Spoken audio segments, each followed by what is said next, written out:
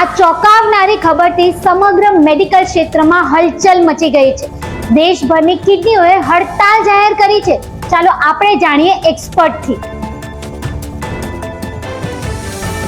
Oh my God, મારી medical ફિલ્ડની કેરિયરમાં first time આવું મેં સાંભળ્યું છે કે કિડનીઓ હડતાળ ઉપર જતી રહી છે. સર, આપણે કિડનીને કેવી રીતે મનાવી શકાય? હમણાં મેં એક સોશિયલ મીડિયામાં એક વિડીયો જોયો હતો કે જેમાં કિડનીઓને જે પોતાની પ્રોબ્લેમ થાય છે એ લોકો બરાબર સમજાવતા હતા કે અત્યારની જે લાઈફસ્ટાઈલ છે, બ્લડ શુગર અને હાઈ બ્લડ પ્રેશર, એને કારણે કિડનીને કેટલું તકલીફ થાય છે. પ્લસ અત્યારે સ્ટોન ડિઝીઝને કારણે પણ કિડનીમાં કેટલું નુકસાન થતું હોય છે.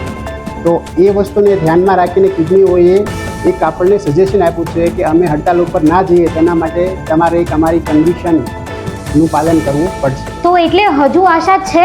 કિડનીઓએ પાછા કામ કરવા માટે કેટલીક શરતો આપેલી છે, જેમ કે વધુ મીઠું અને ખાંડ ઓછી કરો, પેનકિલર લેવાનું ટાળો, તમાકુ અને ધૂમ્રપાન છોડો, બ્લડ શુગર અને બ્લડ પ્રેશર નિયંત્રણમાં રાખો, પૂરતું પાણી પીવો અને દર વર્ષે કિડનીનું ચેકઅપ કરાવતા રહો. હજુ મોડું થયું નથી.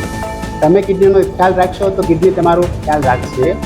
એટલે આ વર્લ્ડ કિડની ડેના દિવસે અમે એ મેસેજ આપવા માગીએ છીએ કે કિડની માટે પ્રોપર કેર કરવાથી એ તમારું લાઈફ ટાઈમ ખરા સૈનિક તરીકે કામ કરશે. હું doctor Arvind Dhameliya from Dhameliya kidney hospital world kidney ડેના દિવસે આ મેસેજ આપવા માગું છું. તમને અને તમારી કિડનીને લાંબુ અને સ્વસ્થ જીવન મળે તે માટે તમને સૌને બેસ્ટ ઓફ લક.